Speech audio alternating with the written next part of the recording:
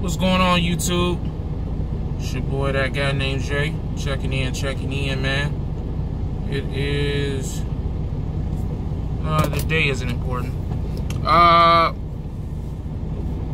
We in Tennessee, and we are headed to, still on our way to Colorado. First stop in Greeley. Deliver these tractors. And of course, we check our bank account this morning, and our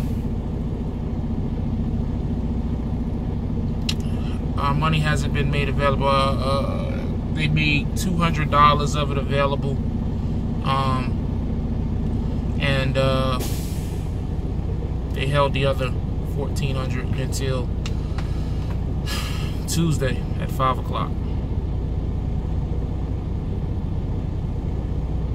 It's Saturday, so I'm broke, man. I don't have no money. You know, part of the reason that I'm staying out here as long as I'm staying out here for another 2 months, well, less than 2 months at this point, is I wanted to build up a security blanket of money. You know what I'm saying? You know, also I do want to be home for Christmas and my son's birthday and all that, but you know, 18 days is a long time. We're gonna see how we're gonna make that.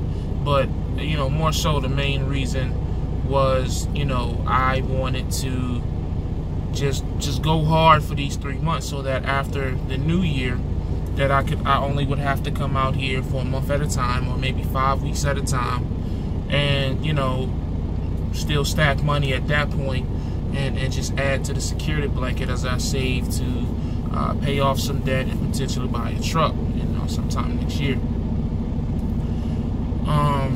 So, you know, when it's still early, you know, my first couple of checks, $1,300, $1,200. This check last week was, this was $1,700, but you know, of course, he take that escrow out, and he's gonna continue to take that out. I think he got like 8 more times to take that out. I still don't fully understand that escrow. My understanding is it's if anything, if I damage anything on the truck or roll the truck, I guess it covers that. But at the same time, when I do leave, whenever I leave, I believe I get it back. I believe that's the case.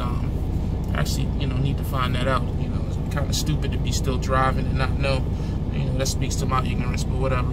But but you know, I was gonna get mad and upset. But the reality is, man, if I had $5,000 in my bank account, as far as like spending money, or as far as like just sitting there, I wouldn't even be bothered, man. You know, okay, get paid Tuesday. The money is there. It's just that what happens is he's going to Bank of America and he's actually physically depositing a paper check, and because he's doing that,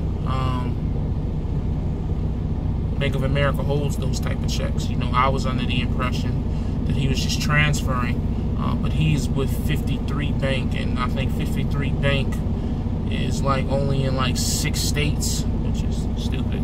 But you know, it is what it is. I mean, nothing I can do unless I can get to a 53 Bank branch somewhere out here and open an account with them, then start getting my checks, you know, on time as soon as he delivers it, because then it'll just be a quick, easy transfer bank to bank.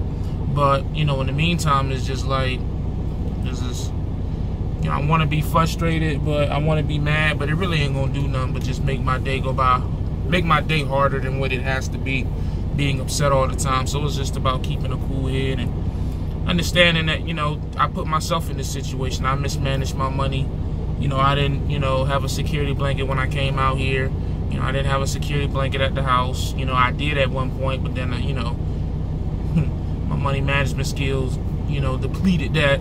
So it's just, you know, I guess it's just my lesson, you know what I'm saying? Like, some people keep saying, oh, why you making da-da-da-da. Well, first of all, if my sequencing has been done right, what will happen is that you will have seen the video where I said I'm gonna give this until Christmas Eve to yay or nay, you know what I'm saying? So if it gets to the point where most of my checks are under $1,700, $1,800, then it's just gonna be like, man, this might not be the best situation for me.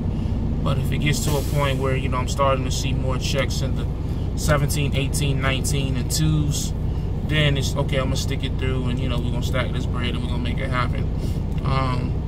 But you know, at the same time, it's just, again, trying to build a security blanket, trying to be better with my money. Like right now, I got about $80 until Tuesday. I had to pay rent. You know what I'm saying? In my at the house, or my part of rent, since you know we have to put, you know, I guess I have to be specific and say that, you know, I split rent with my mother-in-law. You know what I'm saying? So I practice group economics. So you know, paid my half of the rent and bills and things to that nature, and I only got $80 until Tuesday. So I feel like it's just a perfect opportunity to water fast. You know what I'm saying? So I'm gonna try to get on that, and then on top of that, I gotta go through Kansas, so I gotta pay the tolls. Those will be reimbursed, of course, but it's just like, so it's just, I just feel like situation like these are training me. I really do. I just, you know, I almost appreciate it, because you never really learn much in your comfort zone.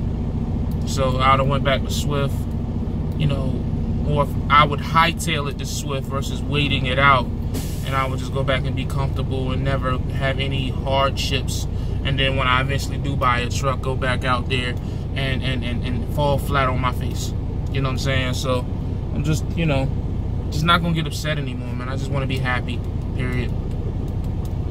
Being upset and being down in the dumps and being, you know, blaming everyone is just, it just doesn't work. It's an easy cop out, but long term it just doesn't really solve anything besides taking your blood pressure up, you know, and stressing you out and giving you a headache and, you know, just ruining your day. So really ain't no point in it, man. So, you know, we're gonna make the $80 work, and we're gonna get paid, and then we're gonna put our $1,000 in our, you know, back in our emergency fund, and then we're gonna keep stacking. My check next week, depending on this load, I want to say it will probably be about $1,200. And then the week after that, we'll see. You know, after Colorado, I'm being told I'll probably be sent to Cali, and it's more freight over there.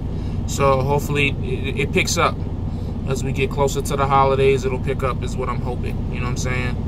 And then at that point, by the time I come back out for my 3 weeks at home, and hopefully I don't spend all my money, at that point, you know, if it's slow, or whatever, at least I'll have a security blanket of at least, I mean, I should come out of the crib with at least 5 bands.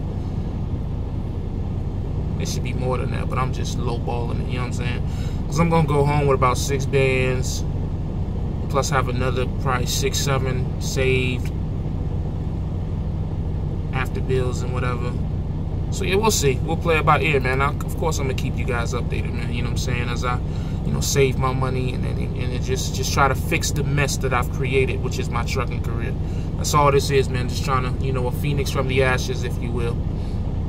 You know, stop blaming everybody else. Stop talking about the problems. Start talking about the solution. Because at the end of the day, you see a bunch of other YouTube truckers, none specifically, but it's just a general thing that is done, where a lot of people just talk about the problems when no one really speaks on solutions. So I'm just trying to, you know, flip that. I'm gonna start talking about what I can do to fix, you know, my problems in my specific situation. Can't speak on nobody else's. So, but that's what it is, man. So yeah, I'll keep you guys updated. Hopefully I don't starve to death, or you know, anything happens where I gotta spend the rest of my $80. I mean, I could always take out a loan or whatever, but who wants to do that? It sucks. But yeah, man, as always, stay safe, stay positive, stay productive. God, family, trucking, go.